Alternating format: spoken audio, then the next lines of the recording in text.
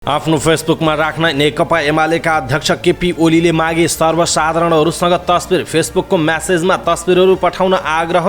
भारतको लापरवाहीले नेपालीको ज्यान जाँदा प्रधानमन्त्री शेरबहादुर देउवाको मौनता कहिलेसम्म भन्दै ओलीको प्रश्न। पर्सामा 542 जनाले गरे एमाले परित्यागको घोषणा। कांग्रेसको संकल्प 5 वर्षमा 50% विद्युतीय गाडी। कोभिड-19 को मानवीय क्षतिमा एमाले अध्यक्ष ओली मुख्य जिम्मेवार रहेको कांग्रेसको आरोप। कांग्रेसको घोषणा पत्र यथार्थपरक रहेको डाक्टर स्वर्णिम वाग्लेको टिप्पणी। आफ्नो उम्मेदवारी खारेजी एमालेको पराजित मानसिकताको उपज भएको राजु गुरुङको भनाई। प्रत्यक्ष चुनाव लड्ने यो नै आफ्नो अन्तिम पटक भएको ऊर्जा मन्त्री पम्फा भुषालको दावी। प्रत्यक्षतर्फको 2,36,80,500 मतपत्र छपाई। नेताले मलाई भोट दिनुहोस् भन्न पाउँछ भने जनताले भोट नदिनुहोस् भन्न किन पाउँदैन भन्दै संविधानविद डाक्टर भीमार्जुन आचार्यको टिप्पणी। केके अधिकारी र राजदूत नोनाले शुभारम्भ गरे नेपाल EU फिल्म फेस्टिभल।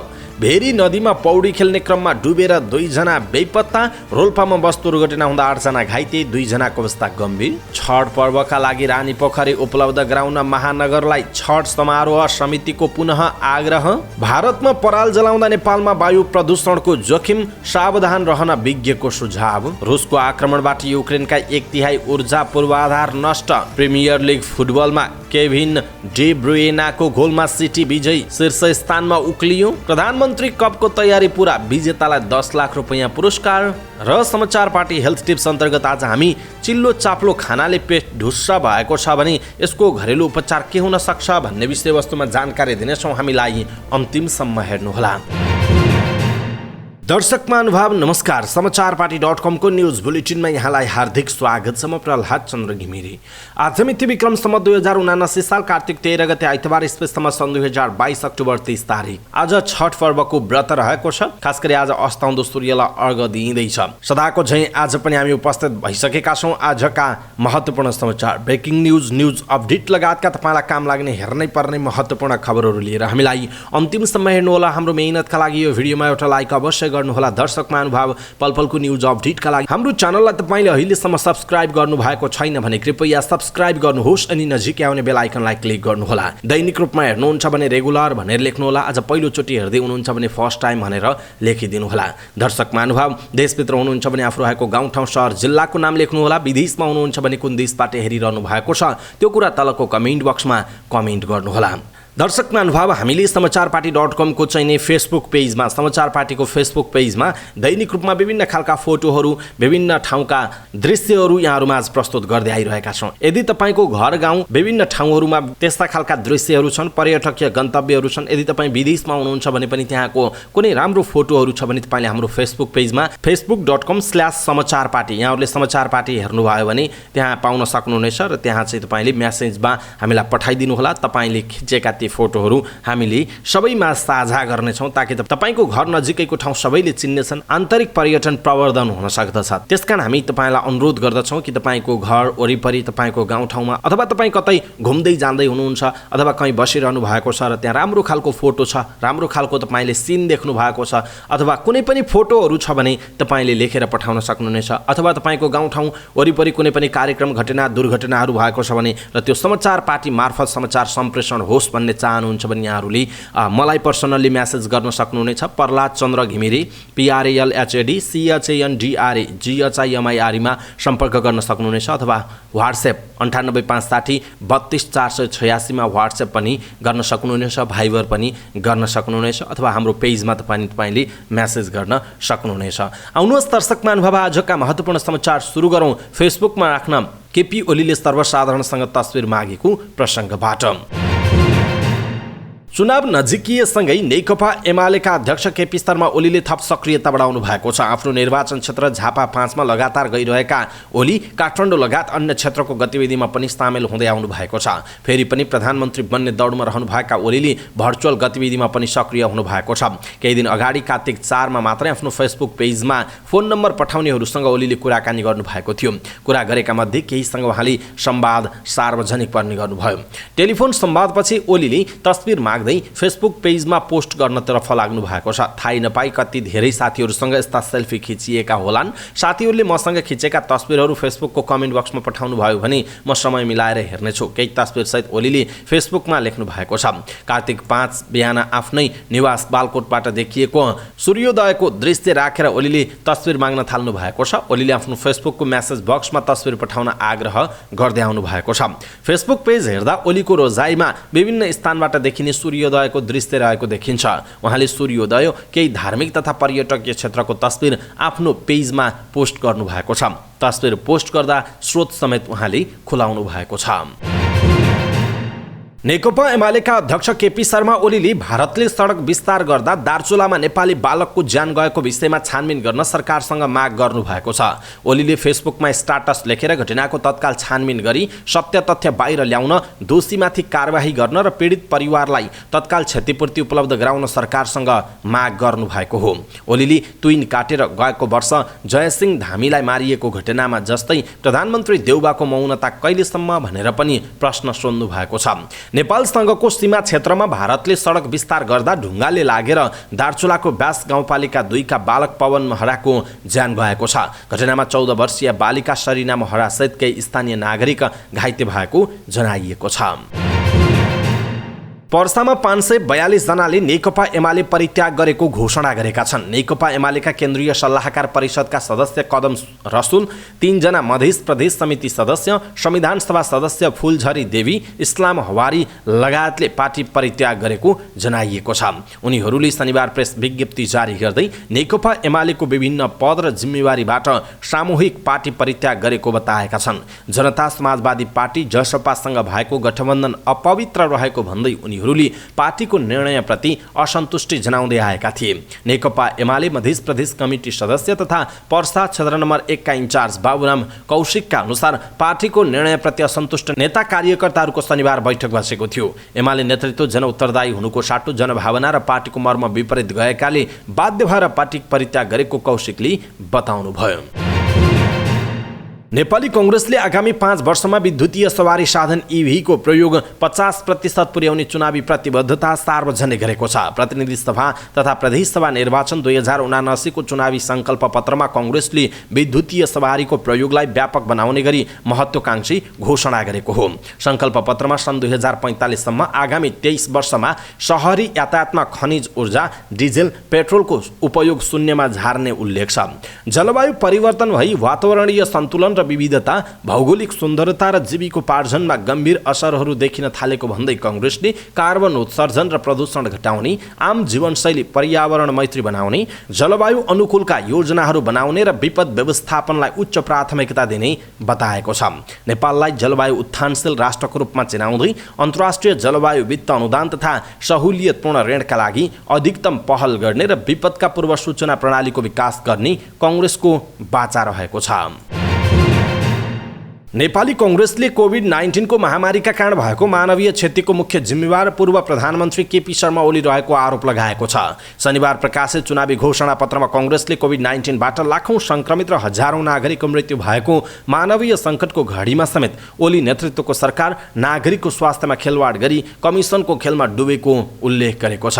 जनताको स्वास्थ्यप्रति यो हदसम्म गैर जिम्मेवार र असंवेदनशील सरकार नेपालको इतिहासमा अहिलेसम्म थिएन, घोषणा पत्रमा भनिएको छ। 2076 चैतमा पहिलो पटक नेपालमा देखिएको कोरोना महामारीका कारण हालसम्म नेपालमा 10 लाखभन्दा धेरै संक्रमित भएका छन् भने 12,019 जनाको मृत्यु भएको छ। कुशासन र भ्रष्टाचारको सबैभन्दा ज्वलन्त उदाहरण कोभिड महामारी नियन्त्रण र रोकथामका लागि सरकारी उदासीनता तथा मेडिकल सामग्री खरिदमा भ्रष्टाचार र कमिसन प्रकरण हो। कांग्रेसको घोषणा पत्रमा भनिएको छ, महामारी सुरु भएपछि कोभिड नियन्त्रण गरी जनताको जीवन रक्षा गर्ने सरकारको अनिवार्य प्राथमिक दायित्व थियो। तर महामारी नियन्त्रण, रोकथाम र उपचारको सम्बन्धमा तत्कालीन सरकारले प्रारम्भदेखि नै गम्भीर त्रुटि गर्दै आयो। ओली सरकारले महामारी नियन्त्रणका लागि उपयुक्त नीति र कार्ययोजना तय नगरेको र परीक्षण, उपचार, औषधि, क्वारेन्टिन र अस्पतालको व्यवस्थापन गर्न संवेदनशील नभएको कांग्रेसले आरोप लगाएको छ। नेपाली कांग्रेसका नेता तथा अर्थशास्त्री डाक्टर स्वर्णिम वाग्लेले पार्टीको घोषणापत्र यथार्थपरक रहेको दावी गर्नुभयो। शनिबार पार्टी केन्द्रीय कार्यालयमा आयोजित निर्वाचन घोषणापत्र सार्वजनिक कार्यक्रममा बोल्दै उहाँले वास्तविकताप्रति बलियो चेत भएको सङ्कल्प पत्र यस्तो बताउनु भएको हो। नेता वाग्लेले दिगो विकासका लक्ष्यसँगको तादम्यता मिल्ने गरेर सङ्कल्प पत्रमा विकासका लक्ष्यहरू राखिएको बताउनुभयो। घोषणापत्र निर्माण समितिका सदस्य समेत रहनुभएका वाग्लेले युवा बेरोजगारीको नैराश्यता चिर्नका लागि आर्थिक वृद्धिका नयाँ स्रोतहरूको विषयलाई प्राथमिकता दिएको पनि बताउनुभयो। नेता वाग्लेले घोषणापत्रमा डिजिटलाइजेसन, स्वदेशी उत्पादन, नीतिगत सुधारका विषय र वार्षिक करिब 2.5 लाख नयाँ रोजगारी सृजना गर्न सक्ने विश्वसनीयताका आधारहरू समावेश गरेको पनि उल्लेख गर्नुभएको छ। रूपन्देही 2बाट उम्मेदवारी खारेजीमा परेका नेकपा एकीकृत समाजवादीका नेता राजु गुरुङले आफ्नो उम्मेदवारी जालझेल र षड्यन्त्रपूर्वक खारेज भएको आरोप लगाउनु भएको छ। रूपन्देहीमा सत्तारूढ गठबन्धनले आयोजना गरेको पत्रकार सम्मेलनमा उहाँले आफ्नो उम्मेदवारी खारेजी नेकपा एमालेको पराजित मानसिकताको पराकाष्ठा भएको टिप्पणी गर्नुभयो। उहाँले सर्वोच्च अदालत र निर्वाचन आयोग पार्टी कार्यालय जस्तो बनेको आरोप समेत लगाउनुभयो। जालझेलपूर्ण ढङ्गबाट, षड्यन्त्रपूर्वक ढङ्गबाट मेरो उम्मेदवारी खारेजी गरिएको छ तथा हाम्रो गठबन्धनको तर्फबाट उम्मेदवारी खारेजी गरिएको छ। म फेरि दोहोऱ्याएर भन्न चाहन्छु, नेकपा एमालेको पराजित मानसिकताको पराकाष्ठा हो उहाँको भनाइरहेको छ। ऊर्जा, जलस्रोत तथा सिंचाई मन्त्री एवं नेकपा माओवादी केन्द्रकी उपमहासचिव पम्फा भूषालले आफूले प्रत्यक्षतर्फ चुनाव लड्ने यो अन्तिम पटक भएको बताउनु भएको छ। ललितपुर क्षेत्र नम्बर 3 को प्रतिनिधि सभा सदस्यको उम्मेदवार भूषालले अर्को निर्वाचनमा भनी आफू प्रत्यक्षतर्फको उम्मेदवार नबन्ने घोषणा गर्नुभयो। ललितपुरमा आयोजित एक कार्यक्रममा उहाँले आउँदो निर्वाचनमा आफू 65 वर्ष पुग्ने भन्दै उमेरकै कारणले निर्वाचन लड्ने अवस्था नहुने बताउनु भएको छ। भूषालले अब युवाले अवसर पाउनु पर्ने बताउनु भएको छ। मलाई रहर लाग्यो भने समानुपातिकमा जान्छु भन्ने पनि हुन्छ। राष्ट्रिय सभा पनि छ, अरू राजनीतिक मोर्चाहरू पनि छन्। पार्टीको जिम्मेवारी लिएर कुनै महत्त्वपूर्ण भूमिका निर्वाह गर्न सक्छु। अब मलाई अर्कोचोटि उठ्ने रहर छैन उहाँको भनाइरहेको छ। आउँदो मक्सिर 4 गते हुने प्रतिनिधि सभा र प्रदेश सभा सदस्य चुनाव अन्तर्गत पहिलो हुने निर्वाचित हुने प्रणालीका लागि 2,36,80,500 मतपत्र छपाई भएको छ। पहिलो हुने निर्वाचित हुने प्रणालीका लागि 1,18,00,000 प्रतिनिधि सभातर्फ 98,000 र प्रदेश सभातर्फ 1,17,82,500 मतपत्र छपाई भएको निर्वाचन आयोगले जनाएको छ। आयोगका अनुसार छपाई भएका मतपत्र मध्ये कार्तिक 13 गते सुदूरपश्चिम प्रदेशका कैलाली, कञ्चनपुर, अछाम, डोटी, डडेलधुरा, बझाङ, बैतडी र दार्चुलामा पहिलो हुने निर्वाचित हुने प्रणालीको तर्फको मतपत्र ढुवानी हुनेछ। प्रतिनिधि सभाका लागि 165 र प्रदेश सभाका लागि 330 निर्वाचन क्षेत्र छन्। आउँदो चुनावका लागि 1,88,88,570 मतदाता कायम छन्। चुनावबाट प्रतिनिधि सभातर्फको समानुपातिक तर्फ 110 र प्रदेश सभाको समानुपातिक तर्फ 220 सदस्य निर्वाचित हुने जनाइएको छ। संविधानविद डाक्टर भीमार्जुन आचार्यले नागरिकले अभिव्यक्ति दिन पाउने अधिकारलाई निर्वाचन आयोगले रोक्नु असंवैधानिक कदम भएको बताउनु भएको छ।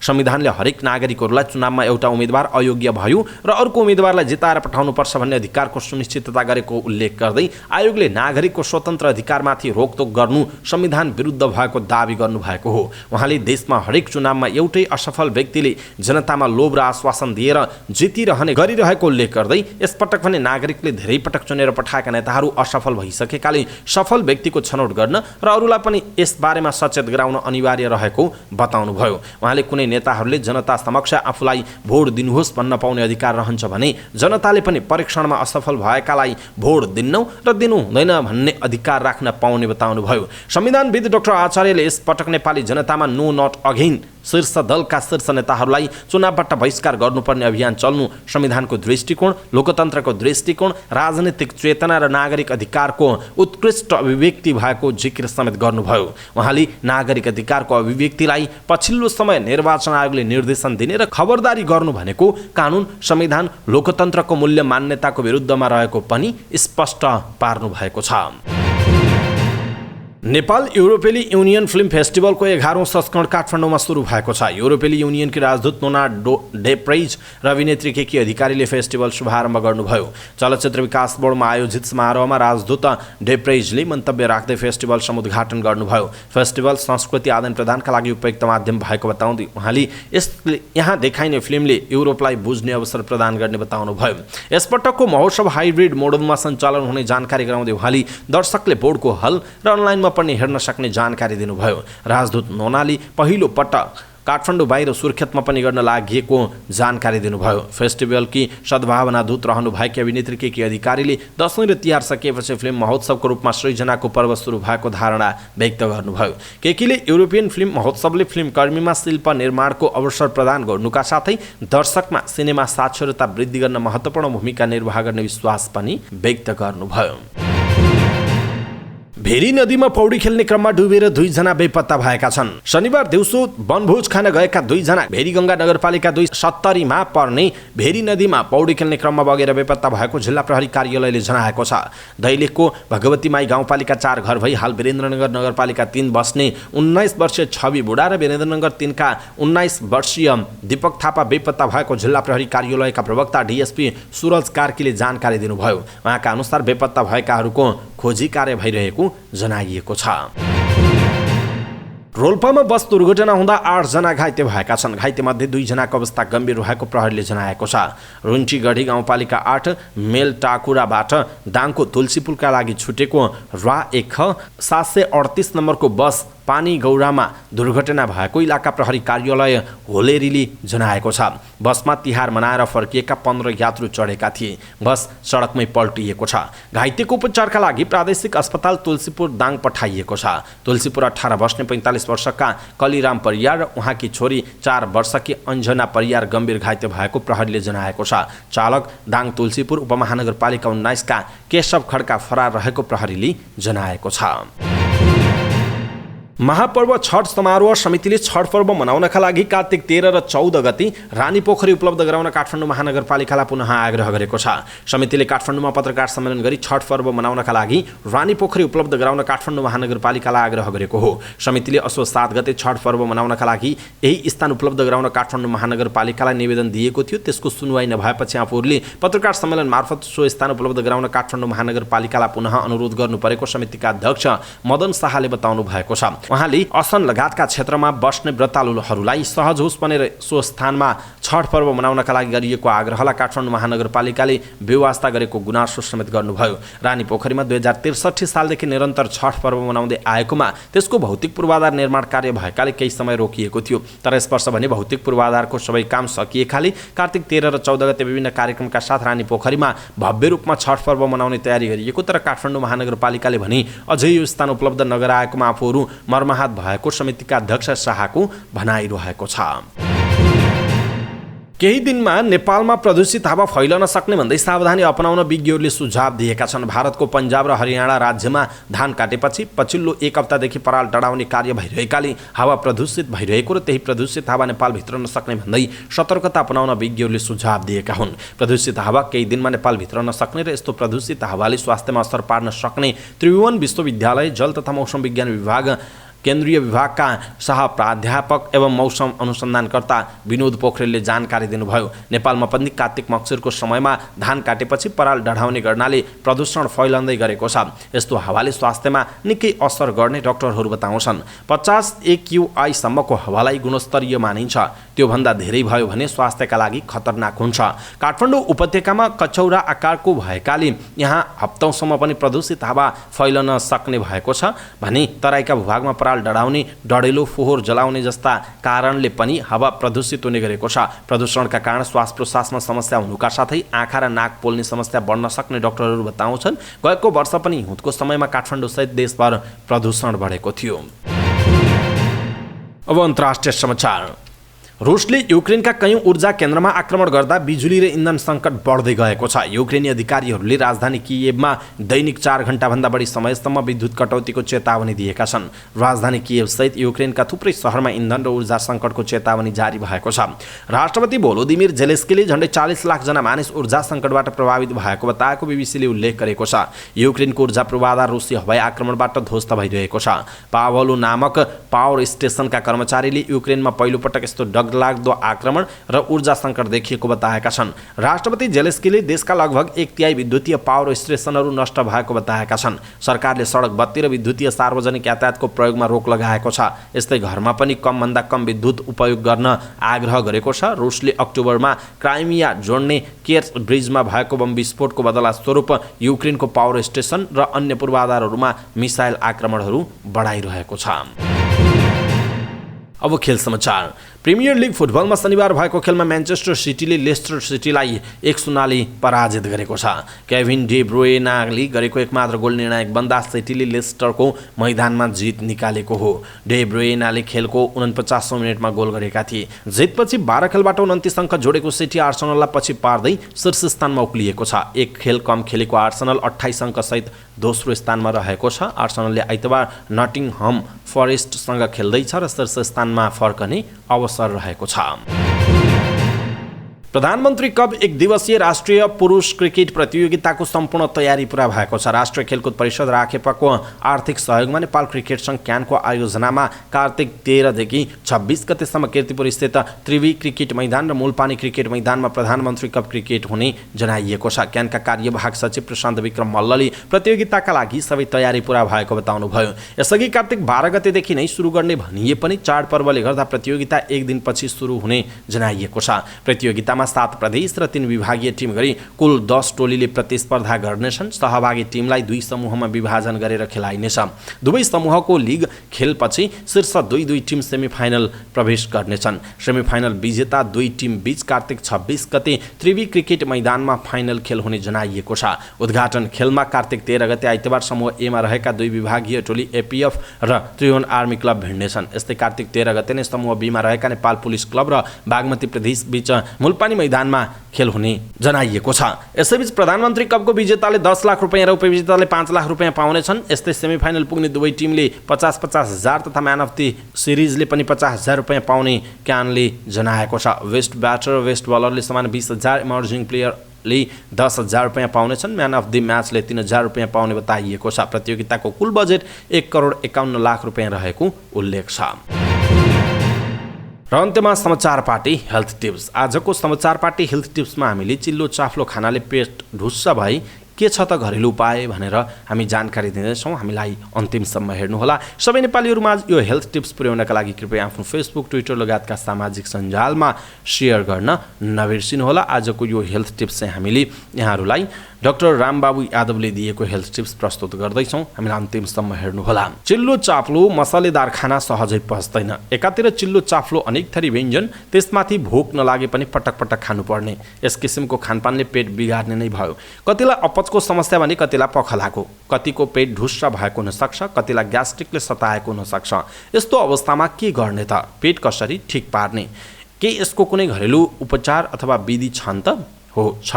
चिल्लो चाफ्लो खानाले पेटलाई चाहिँ शास्ति हुन्छ। धेरै मात्रामा चिल्लो चाफ्लो खानाको सेवन गर्दा शरीरलाई त्यो चिल्लो पदार्थ पचाउन गाह्रो हुन्छ। राम्ररी खाना नपचेपछि पेट ढुस्स हुने, मुखमा अमिलो पानी आउने र पेट दुख्ने, पोल्ने जस्ता समस्या देखिन सक्छन्।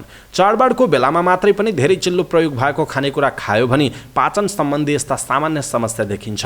लामो समयसम्म धेरै चिल्लो खानेकुरा सेवन गरियो भने कालान्तरमा ग्यास्ट्रिक, कलेजोमा बोसो जम्ने समस्या, फ्याटी लिभर, चिल्लोले कोलेस्ट्रोल बढेर मुटुको समस्या समेत देखिन सक्छ। ढुस्स पेटको घरेलु उपचार। चिल्लो खानाका कारण ढुस्स भएको पेटका लागि ज्वानो पानीको सेवन सबैभन्दा प्रभावकारी घरेलु उपचार हो। ज्वानोलाई हल्का भुटेर त्यसलाई चपाएर खाएर मनतातो पानीको सेवन गरियो भने पेट ढुस्स हुने समस्या कम हुन्छ। ज्वानोले पेटमा जम्मा भएको चिल्लोलाई काटेर केही राहत प्रदान गर्छ। ज्वानोलाई पानीमा पकाएर पनि सेवन गर्न सकिन्छ। साथै जिराको धुलो र मनतातो पानीको सेवनले पनि पेट ढुस्स भएको समस्या कम हुन्छ। बिरे नुन र पानीलाई उमालेर त्यसको सेवन गर्दा ढुस्स भएको पेटलाई सन्चो गर्छ।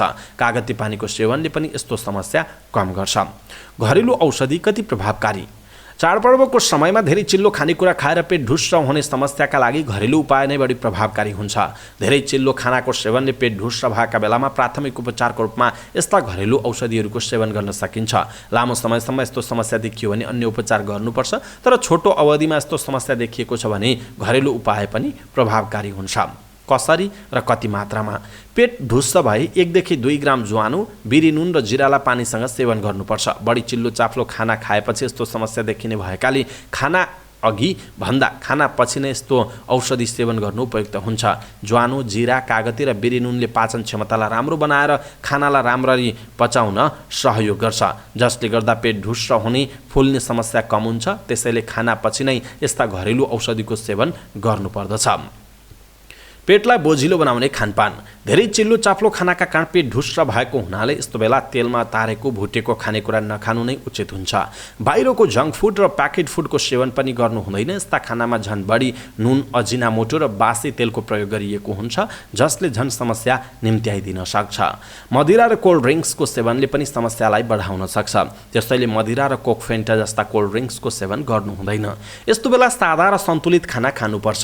सागपात र फलफुल प्रशस्त मात्रामा खानुका साथै रसायुक्त खानेकुरा खानुपर्दछ। पेट ढुस्स भइरहँदा हुने जोखिम। पेट ढुस्स भइरहँदा त्यसकै कारण ग्यास्ट्रिक, पेट दुख्ने, कब्जियत, छाती पोल्ने जस्ता समस्या देखा पर्छ। धेरै चिल्लो खानाको सेवनले लामो समयसम्म यस्तो समस्या देखिरह्यो भने चिल्लोकै कारण कोलेस्ट्रोल बढ्ने, कलेजोमा बोसो जम्ने समस्या पनि आउन सक्छ। दर्शक महानुभाव, आज हामीले चिल्लो चाफ्लो खानाले पेट ढुस्स भए के छ त घरेलु उपाय भनेर अथवा घरेलु उपचार भनेर जानकारी दियौँ। तपाईलाई हाम्रो यो हेल्थ टिप्स कस्तो लाग्यो? आफ्नो धारणा तलको कमेन्ट बक्समा कमेन्ट गर्नुहोला र सबै नेपालीहरूमा यो हेल्थ टिप्स पुर्याउन का लागि कृपया आफ्नो फेसबुक, ट्विटर लगायतका सामाजिक सञ्जालहरूमा शेयर गर्नुहोला। आफन्त इष्टमित्रलाई मेसेन्जरमा पठाइदिनुहोला। अवस्था दर्शक महानुभाव, आजका महत्त्वपूर्ण समाचार, ब्रेकिङ न्युज अपडेट लगायतका तपाईँलाई काम लाग्ने, हेर्नै पर्ने महत्त्वपूर्ण खबरहरूको सङ्गालो समाचार पार्टी न्युज बुलेटिन यति नै। हामीले प्रस्तुत गरेका यी समाचारहरूप्रति तपाईँको धारणा के छ? आफ्नो धारणा तलको कमेन्ट बक्समा कमेन्ट गर्नुहोला। हाम्रो मेहनतका लागि यो भिडियोमा एउटा सानो लाइक अवश्य गर्नुहोला। दर्शक महानुभाव, पलपलको न्युज अपडेटका लागि हाम्रो च्यानललाई तपाईँले अहिलेसम्म सब्सक्राइब गर्नुभएको छैन भने कृपया सब्सक्राइब गर्नुहोस् अनि नजिकै आउने बेल आइकनलाई क्लिक गर्नुहोला। पलपलको न्युज अपडेटका साथ फेरि हाम्रो भेट हुनेछ। तपाईँ समाचार पार्टी हेर्दै गर्नुहोस्। नमस्कार।